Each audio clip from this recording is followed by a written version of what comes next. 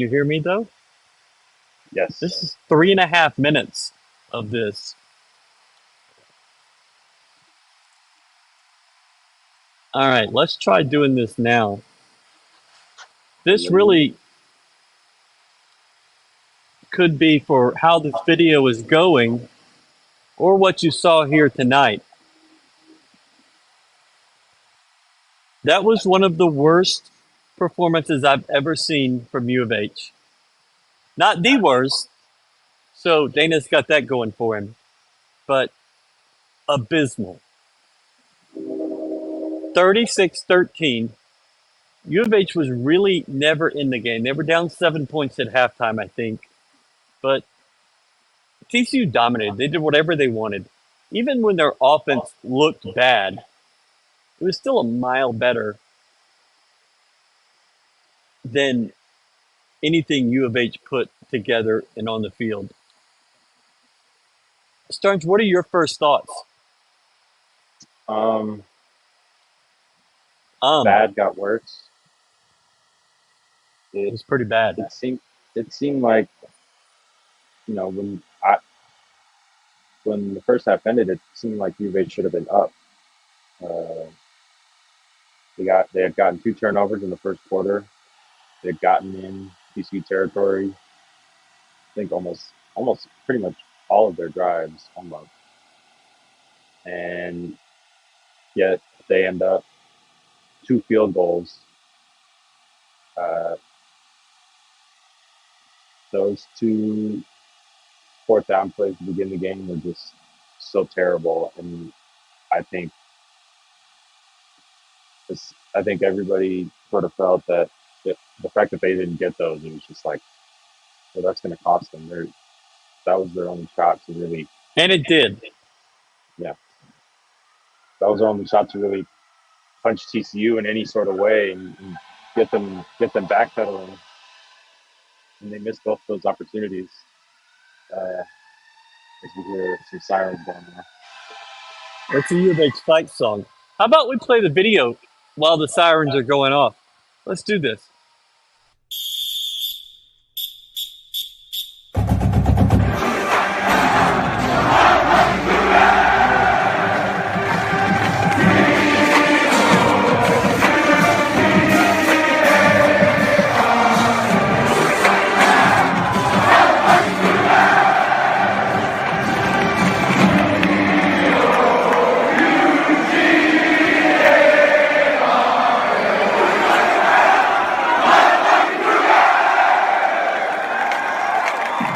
Yahoo! I'm Stuart Gus, official personal injury attorney of U of H Athletics. As you know, a great quarterback wins championships. If you've been injured in an auto accident, big or small, you can trust Gus to quarterback your case. Call 866-TRUST-GUS today. Principal Office, Houston, Texas. So 36-13, U of H does not score an offensive touchdown. Everyone watching this scored as many offensive touchdowns as U of H. I have not seen something this bad from this program offensively in a while. And I think Dana is as frustrated as anybody else. But it feels like he's only frustrated after the game. They're obviously not frustrated enough to do something about this. U of H had a team meeting this week on Tuesday afternoon. And then players, captains went to the coaches' show that night. I think if you're going to have a team meeting after a Saturday loss, you probably have it on Sunday. Worst case, you'd have it Monday. But Tuesday afternoon, And then you go to a coach's show, and then you just don't show up for the actual game. It sounds a little forced. It sounds a little fake to me. But what do I know? I'm just a guy on the internet. We're going to hear from Dana Holgerson with a little video. And we're going to start with I thought, the most interesting things he said. Joseph Duarte asked, may you make changes? Back on offense, if it's execution, are you at a point where do you need to shake things up, or is there an It's a ability? good question. It's a good question. I'm not rolling it out. We'll talk Monday. Okay, let me study the video and have personnel discussions. And I mean, we're not too deep. So, but we will discuss it as an offense. And as an offensive staff, do you feel like being on the same page, sort of knowing going in what you want to do? Is that does that work? I'm happy with what's on the sheet. I'm in every meeting. I'm happy with what's on the sheet. We got to execute the plays better. We got to execute the plays better. We have to make the plays better, and we got to keep coaching hard technique, coaching hard game plans, coaching hard, motivating guys to get out there and play better. That's a comment. So Dana's happy with all the play calls, the offense, everything. It's just the execution. This is what we've heard for 5 years. The play calls, the offense is fine. It's just the execution. But at some point, when the play calls are great every single time, and the execution is bad a lot of the time, maybe the play calls are wrong for the players that are on the field. I Starnes? I I don't think there's any explanation. It seems like this team and Dana, since he's been here, he wants the Steve. offense to be a ball control, run the ball, run the sort of run first offense, and it's never really. It was really only 2021 where they were sort of that. Um, Against the worst schedule in school history. That yes, should be noted. and so far this season, with a whole new set, with a whole new quarterback, bunch of new guys, it the offense that they say that they want, it's just you say you want to control the ball. I think they only barely controlled the ball against UTSA. Um, I don't remember what the stats were for the Rice game, but I don't think they were that great in terms of ball control. Today they only had 26 minutes of ball Yeah. control. They So ran the you're ball saying terribly. I'm trying to understand what you're saying. So you're saying if you run a ball control offense, you need to control the ball. Yeah, hot take. Notes. Go into the notes. So earlier this week, I was on XM radio talking with the Big 12 Today show in the afternoons. And one of the guys, I think it was Gabe Eichert, asked me, what does U of H do really well? And I said, they punt well. Like, that's what I think. If you had asked me what's the best thing U of H does, it's punting.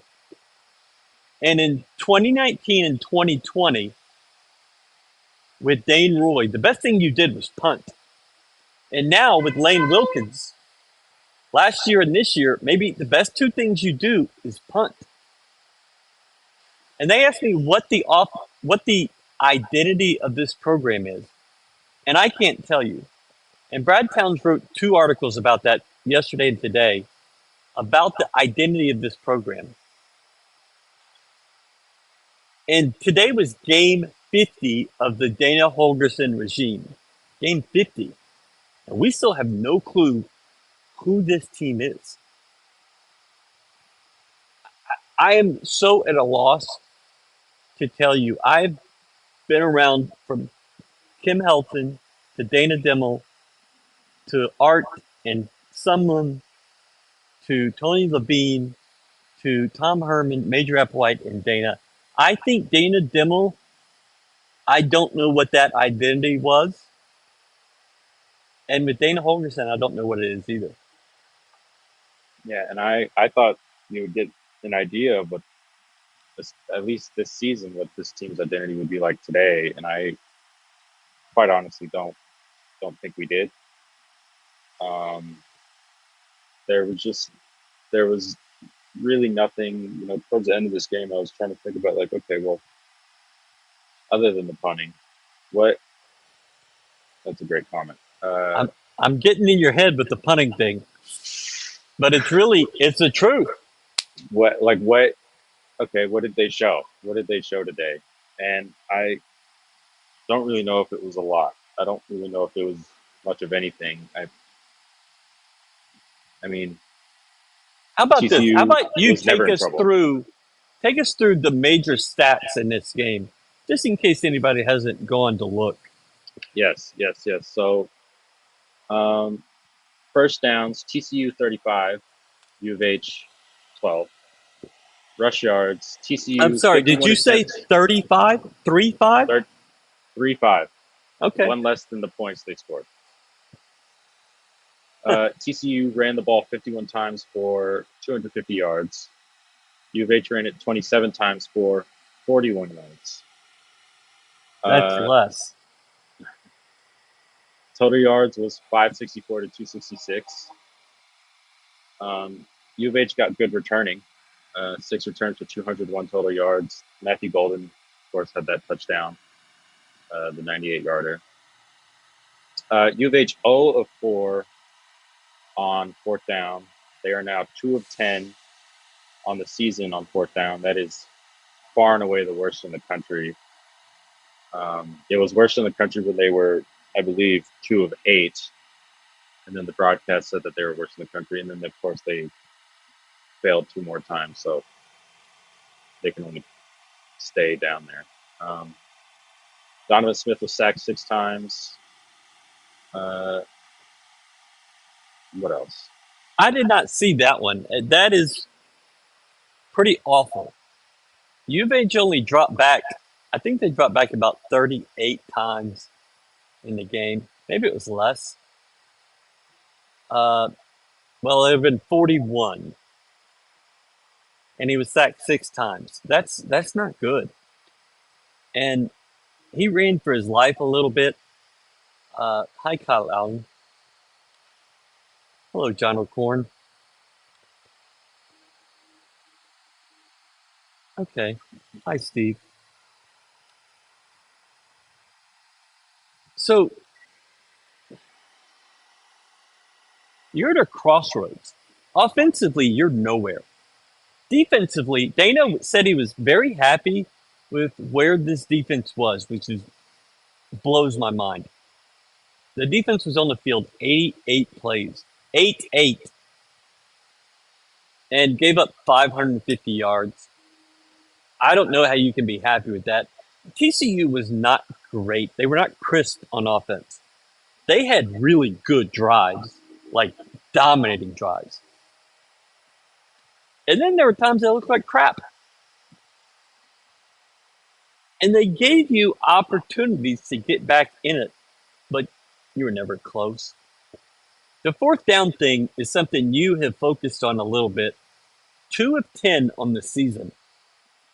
I just think that's really hard to do. And we're going to cue this up. This is Dana talking about the fourth downs. Dana, I wanted to go a little further into the fourth downs. 0-4 today, 2-10 this season. A lot of them in short yard situations. What do you think the biggest issue has been? Is it the development of the plays, or what's the biggest? No, it's not the development of the plays. It's just executing the plays, playing with physicality, and it's executing it the right way. I mean, there's no other way to say it. I mean, criticize me for going for it on fourth down. We don't go for it on fourth down. I'm getting criticized anyway. But I thought the fourth down situations that we've been in were based on what the game was, how it was going was smart. Well, later in the game, obviously, we had to go for it on fourth down in the fourth quarter. It didn't matter what the situation was. Looking back last week, I mean, the 4th and 8 on the goal line, that should have been a field goal, but we hadn't stopped them all day. So thought it was mid third quarter. We're going to be aggressive with fourth downs. We have to execute fourth downs better. It's not the play calls. It's just not. We watch a lot of video. We come up with play calls. We come up with schemes. It's the same thing that other people are doing. We're just not executing. It's the same thing other people are doing. We're just not executing. Well, it doesn't sound like the same thing other people are doing. I I don't know what to say to a fan that thinks like this. I'm not watching until he's gone. I don't think a realistic person thought you were going to come in here and beat TCU. A lot of people thought it could be close. Okay, it wasn't. I don't think most people thought you'd be 1-2 at this point. By the way, you've won the coin toss twice. You're 0-2 in the games. You lost the coin toss once. You're 1-0, whatever the hell that means. Dana is in denial that his play calls or his scheming is bad. But if your scheme does match the talent that's on the field, then your scheme is bad. And the talent that's on the field is not very good. And the good players are not playing very well. Sam Brown was basically MIA. Not saying he played poorly, but they really didn't get the ball to him. They threw the ball to Matthew Golden quite a bit, but he dropped 3 or 4. And I asked about that in the post game, and Dana had this to say about Matthew Golden's drops. Danny, what do you think's happening with Matthew Golden and the drops? I think he's pressing. Matt's a great player. We all know that. I mean, he's made plays. He's a good player. He's trying hard. It's not practice habits. It's not effort. It's not attitude. It's not any of that. Okay, the dude wants to be so good, so bad that he presses. And there's a thing towards, and he has this. He just needs to calm down and let the game come to him. Okay, he feels like he needs to make every play. He feels like he can make every play. And so when you do that, you press, and that's what I see with drop balls. How do you calm down? Calm him down. How does he calm down? I mean, he's not a hothead. Okay, he's just very, very, very hard on himself. He's not a hothead. He's not an attitude guy. He's a determined, fightful young man, and you know he needs to not be so hard on himself, and he needs to relax. And we need to help him with that as coaches. We need to help him with that, and you know I need to do a better job of helping him with that. It means so much to him. He's such a great kid and competitor, and you know it bothers him when he doesn't make that play. I don't think anybody questions whether Matt Golden's a good guy. I mean, he comes off really well, but he's not the guy that everybody expected. He's not the guy that you saw last year, kind of in that secondary role. He struggled, and I think every ball today hit him in the hands. There was one that was not a perfect throw, but pretty much everything else hit him right in the hands. And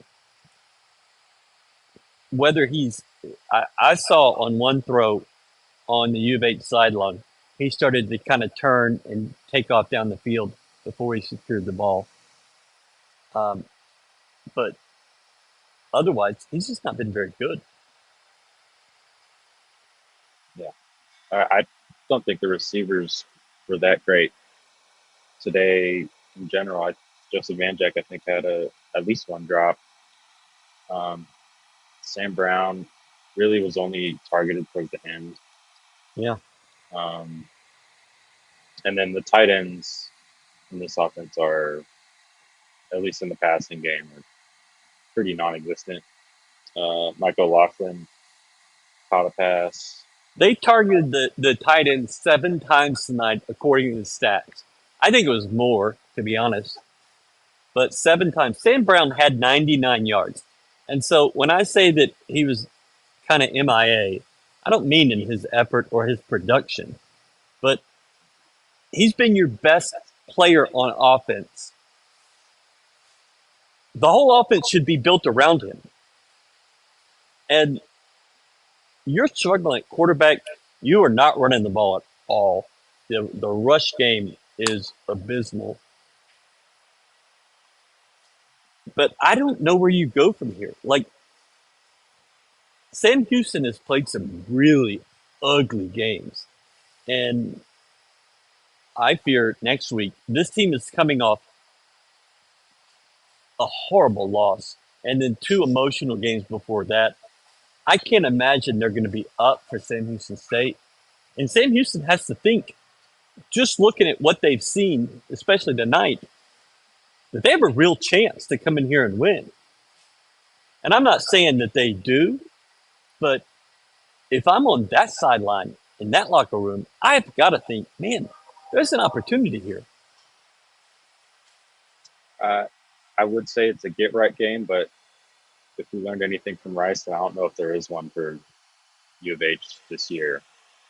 Um, and also, I mean, that's another home game. I mean, it was a decent crowd tonight. I think it was pretty equivalent to the UTSA game.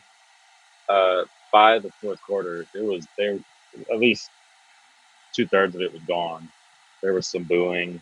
Uh, Yeah, there really was. um, I can imagine. I can only imagine what the stadium's going to look like next Saturday against San Francisco State. I'd be shocked if they get like 27,000. To be honest, Oh, it won't. No. Mm-mm. Um, I Dana commented that he thought the crowd was energetic. I thought the crowd never got a chance to really get into the game. But even the enthusiasm was not there, even before the game. I thought the crowd was late arriving, which is shocking for your first Big 12 game. Uh, I don't think it's going to just be enthusiastic it's not for in the the rest of future. the year. I mean, maybe against UT, but maybe not. Yeah, This question comes up a lot, and I've seen it 4 times. I don't see it happening right now, y'all. Uh, they have come with Dana. They're going to stick with Dana. Something drastic would have to happen. Now, did something drastic happen tonight? You didn't score an offensive touchdown? Yeah, for sure. But they're going to stick with him for a little while. Speaking of that, uh, besides flipping the running backs a little bit between Stacy Sneed and Parker Jenkins, there were no changes on this offense all game. I can't say this for certain, but I think all 5 offensive linemen played every snap. And besides maybe 4 snaps of the Rice game, I think they've all 5 played every snap this year. That blows my mind with how bad the right side of the line has been. I think you've been really solid on the left side, but the right side, they're just tanking them. And Hobby Lee, the guy from FIU, and Garth, the transfer from UT, are both in there at right tackle. And if they're not good enough to get on the field with these guys who are getting blown up, you're running for 40 yards. I mean, how bad is it in the offensive line room? Iman Nagavi has not had a very good first 3 weeks. U of H got most of their rush yards last week in the second half when Rice was playing total prevent. They did not put up any rush yards in that first half. They had 100 rush yards against UTSA. What you've done in the run game with a new run game coordinator, you got from Tulane. He was billed to be the guy that made that Tulane run game go. It hasn't been there. And you can't, I'm not saying you give up on it now, but spring, summer, fall camp, 3 games into the season, you're nowhere. I don't know. I don't know where they can go on offense if they can't run this ball, which obviously they haven't, because it doesn't seem they don't seem to be in a rush to go away from it. Um, No, there's no rush on any part of it. and I don't know if the passing game and the offensive line, the pass protection is good enough to warrant throwing it 50 times a game. I don't know where the offense goes from here as the season goes on, unless somehow either the guys on the right side of the line step it up, or they make some changes over there, and those guys come in and do really well, or somehow Parker Jenkins, who's been good when he's touched the ball, but if he somehow blossoms into a star over these next, Well, he would have to do that with no offensive line help. And that's yeah. really kind of what he's done. Um, hold, please. I'm Stuart Gus, official personal injury attorney of U of H Athletics. If you've been injured in an auto accident, big or small, who you have on your team matters. You can trust Gus to get you the best possible results for your case. Call 866-TRUST-GUS. Yeah, we're 3 weeks in, and my segues into those ads is no better than the UH run game. I apologize. Here's the problem with that thought. Who throws the ball? And then who catches it? Sam Brown, a little bit of Manjack, Golden here and there. The 2 receivers you got out of the transfer portal really haven't shown you anything. Hello. She's there. Clayton Tune's not coming through that door. Clayton Tune is not coming through that door. But Clayton Tune lost to this same defense last year in the Tulsa game. Their DC, Gillespie, came from Tulsa before last year, but they ran the same defense. Tulsa ran that defense. TCU ran that defense. And in each opportunity, they rushed 3 and dropped 8. If you can make U of H look that bad when you only rush 3, whew, I don't know what to say about it, but it's bad. I agree with that. I don't think you're doing the things you can to get them the opportunities they need. If you ran the ball outside the tackles, if you got outside, if you threw short passes wide, well, the defense would have to respect that. They're not respecting it. And you're not doing anything to give the defense any pause. They know that they can keep running the defense they want to run because Dana is hard headed and he's going to do what he wants to do. A lot of times, I think Dana thinks he's the smartest guy in the room, which is fine, but you've got to be the smartest guy in the room. As someone who has thought he's the smartest guy in the room for most of his life, if I'm not the smartest guy in the room, I look like an asshole. And that's kind of what Dana's looking like with what's happening with this team right now. TCU scored, or excuse me, TSU scored on Rice in the first half tonight, just FYI.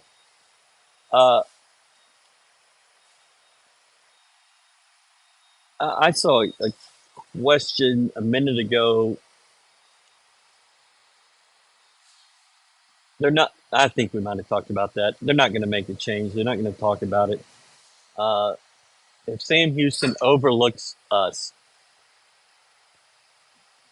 remember last week, this team, the excuse was they overlooked Rice looking ahead. Do you think this week they were overlooking TCU looking ahead to Sam Houston? Was that the problem? Maybe. Maybe. You never know. You never know. I mean, we don't know what's inside their head. It's not good. I don't know if this is what you're going to see the rest of the year. If it is, you're going 0-9 in the league. You're not winning any game this way.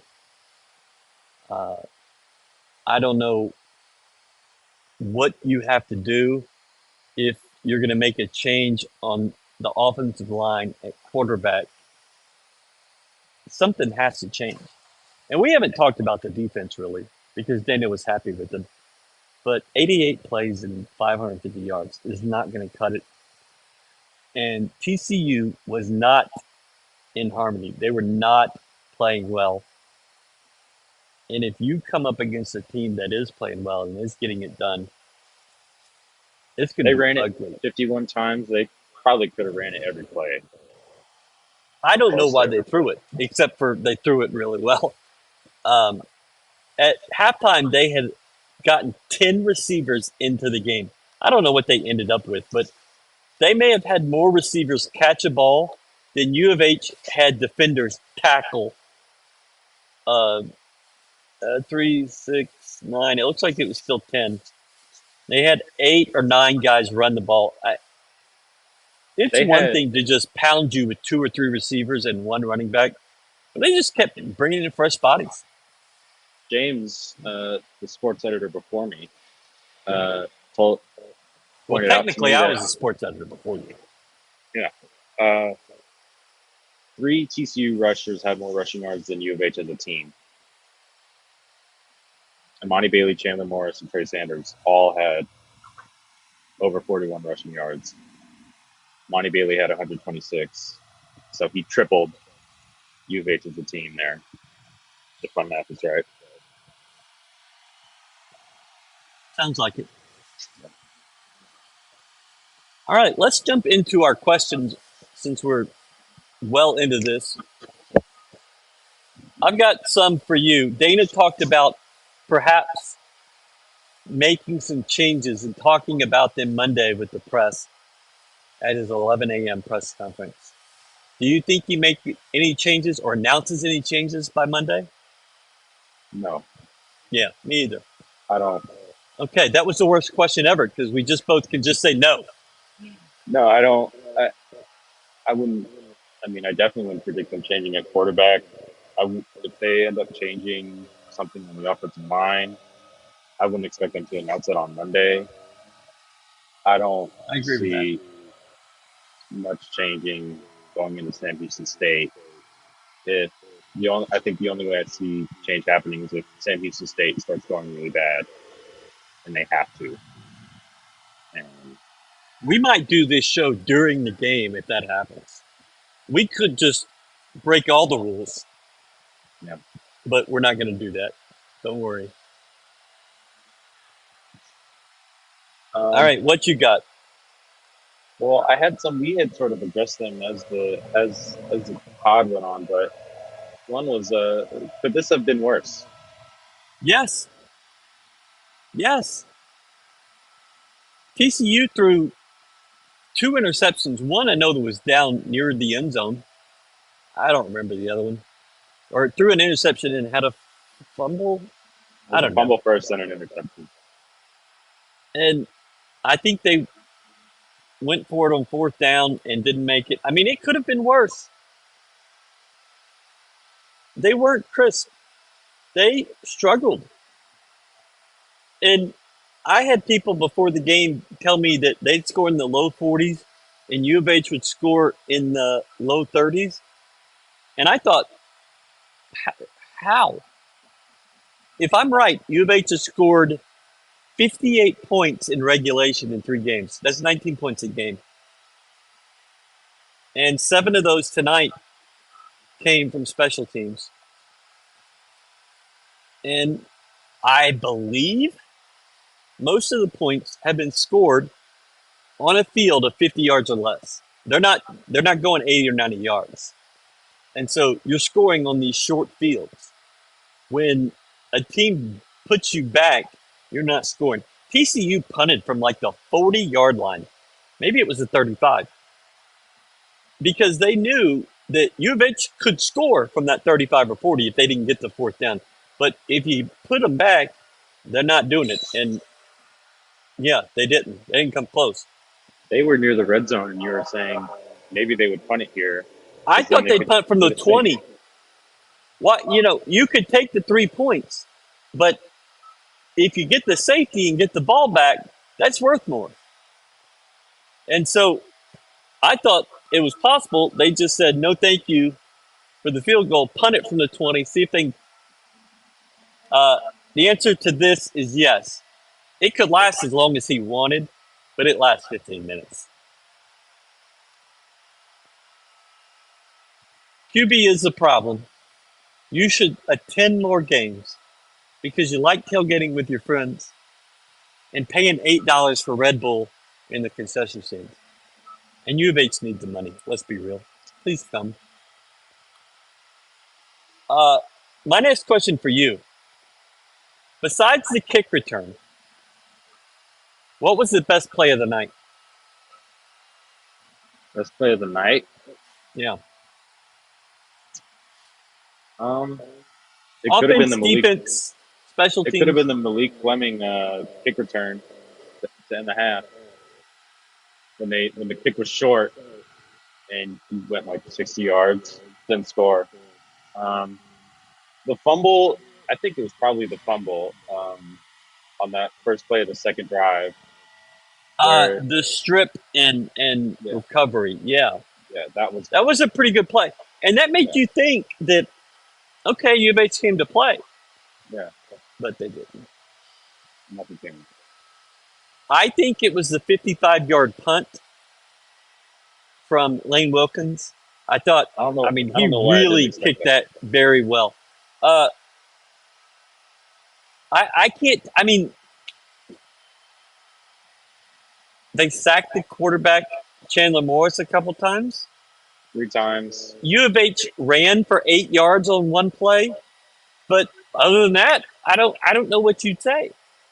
There was the Parker Jenkins kickoff return after the offsides penalty on the I kickoff, really, yeah. which I don't know how many times I've seen that one. Then. Well, in this game, U of H was in Fort Worth while they were in Conference USA together. And U of H kicked off in the second half and was offsides. And TCU said, kick it again. U of H kicked off and they were offsides again. And TCU said, kick off again. And the third time, TCU ran it back for a touchdown. Because the U of H guys were dead ass tired from 2 70-yard sprints. But typically, you just don't see it. But that night, I remember it specifically, it was bad. Have you ever seen a team that scored 13 points, that scored 3 times, but never did on offense? Never scored a touchdown on offense. Didn't the Chicago Bears do that a bunch of I years have ago? no clue. I think I they hadn't did watched that a one. full NFL They game scored in like 20. 15 years. Well, you're a weirdo. Not my thing. Yeah, probably. I don't understand how you could be at a college game, see this product, and then go watch that. But that's just me. What else you got? Um, we're 3 wins in, or not 3 wins, 3 games in. You I might think, be middle of next September before your 3 wins in. yeah, I was gonna ask. 4 wins is sort of the benchmark for this team. I think for a lot of people, is Yeah, that there me. now? If you count spring game, oh wait, they didn't have a spring They game. didn't have it. They didn't have it. Uh, I don't see it. I don't Right know. now, It's sitting here at midnight or whatever time it is, I'm not convinced that next week is a gimme. It probably will be because Sam Houston is coming from FCS. They don't have the depth that U of H has, who doesn't have the depth that TCU has. But Big 12 has had a rough boy, start. did they. Can we Some good talk meat. about Major fucking Applewhite going into Stillwater and winning again? I was more frustrated with that than anything that I saw here tonight. Major Applewhite cannot win. He's the worst coach in U of H history by a mile. He can't go into Stillwater and beat a Big 12 team. That's embarrassing. BYU won at Arkansas, but Cincinnati lost the whatever bell they play for with Miami of Ohio. Who else lost? I don't remember. Did UCF lose? No, they played Villanova, so that was not going to be a thing. Uh,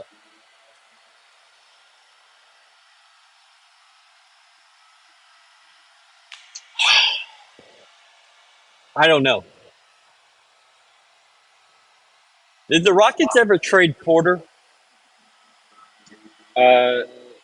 Did that No, ever happen? I don't think they're gonna. I don't think no one wants him. So they're Well, probably just probably gonna wait. not. Probably just gonna wait to waive him. What Just I'm saying is Tillman has a lot of patience. I'm in no way comparing Dana in the Porter situation, but he's not running out to make this change. And it'll cost you about $300,000 a year for a few years to get rid of Dana Holgerson. I don't think there's an appetite for it. I would like to say to you that I have this definitive knowledge of what's going to happen, but I haven't. You're a long way away from saying we fired coaches to go 8-5. You're a long way from that, and probably having the short straw with Levine and then Herman leaving after 2 years, and then Major leaving after 2 years was not good for building a program. Dana has reinvented the roster every year, and that's not good for building a program. At some point, you're going to have to bite the bullet, but you're going to be in for a struggle for a while. You can transform your program with the portal, but you can also make it worse. And I just don't see where the portal overall, not in one player, but overall, has made this program better. And are you going to really commit to high school recruiting? Because you have it, and you've got a lot of JUCOs starting on this defense, and a lot of portal guys. Dana would never say that. He might have to go to the bathroom, but he's not saying hold my beer. So I really just don't. I swear, Goku's will have this in our store by the end of the weekend. Hashtag punning school. I will wear it on the show proudly. I saw 3 of our shirts today, 2 of the Veer 13 shirts, which I'm so excited about. Like, I love that we were able to make that shirt and honor Coach Oman and what this program was. And I saw another person wearing a Goku's logo T-shirt. I'm like, ugh! And uh, I just don't know what to say about what we saw tonight. Y'all, I want to say it's going to get better, but I don't know. I don't think anybody can really say that where we're at with this program, there's any cause for optimism. For 7 of the last 8 quarters, you have gotten your ass whooped. You had 1 good quarter against Rice.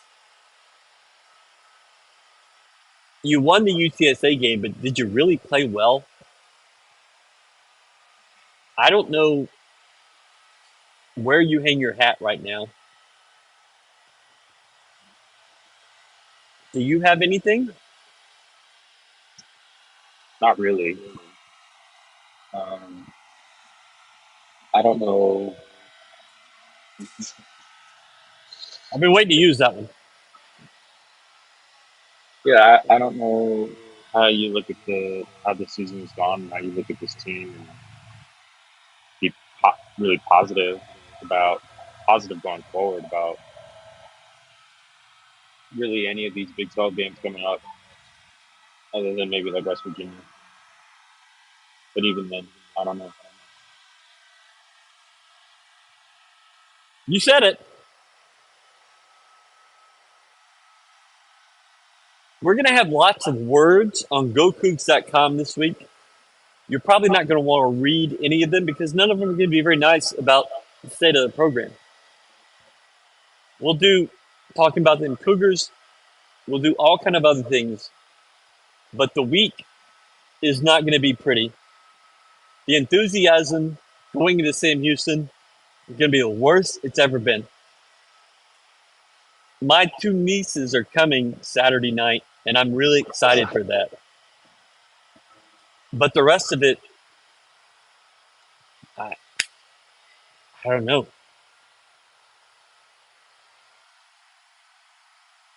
What are your final thoughts here? Don't overlook the Bearcats. They're the Bearcats, right? Happened twice now. Made a good point.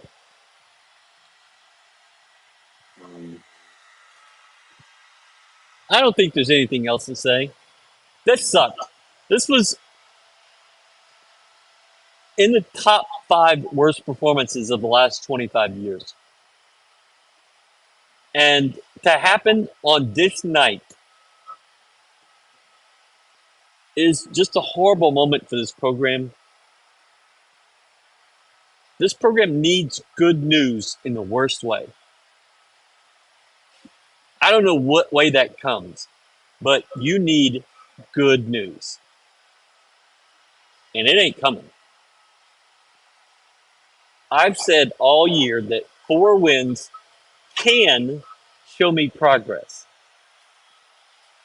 But you're going to have to make a hell of a lot of progress. You're going to have to step it up to get the 4 wins. If you get the second one next week, you're probably going to have to win 2 of the home games you have left. West Virginia, Texas, Cincinnati, or Oklahoma State. Oklahoma State showed you they can be beat tonight. Cincinnati showed you they can be beat tonight. Texas showed you they can be beat tonight. But can this team beat them? I don't know. I wouldn't bet on it. GoCougs.com. Daily Cougar starts a great article this week leading into TCU, talking about Southwest Conference, Texas high school football, the ties that bind. You really should check it out. GoCougs did some things. Thanks for listening. Thanks for watching. Sorry it couldn't have been more fun. But I don't know what to say. Let's try again next week.